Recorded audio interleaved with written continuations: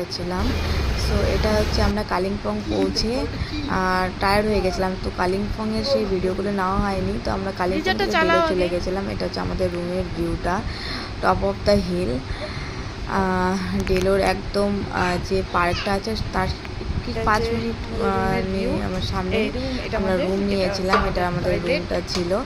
তো আমরা ওখানে গিয়ে রুমটা বুকিং করেছিলাম, অনলাইন আগে থেকে করিনি, কারণ আমাদের প্ল্যানিং ছিল না। আমরা কালিম্পংয়ে কোথায় থাকবো সেটা প্ল্যানিং ছিল না। তো আমরা ওখান থেকে পৌঁছে পরে আমরা প্ল্যানিং করলাম যে আমরা ডেলো যাব। তো ডেলোতে গিয়ে আমরা এখানে রুম বুক করে স্নান করে প্রায় 3টে বেজে গেছিলো তখন।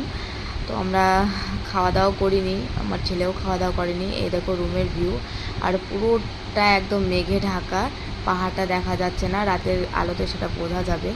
তো রুমের ভিউটা এত সুন্দর ছিল, গাছগুলো ফুলগুলো এত ভালো লাগছিল, মানে খাওয়া দাওয়া ভুলে গেছিলাম। প্রায় 3:30টার মতো বেজে গেছে।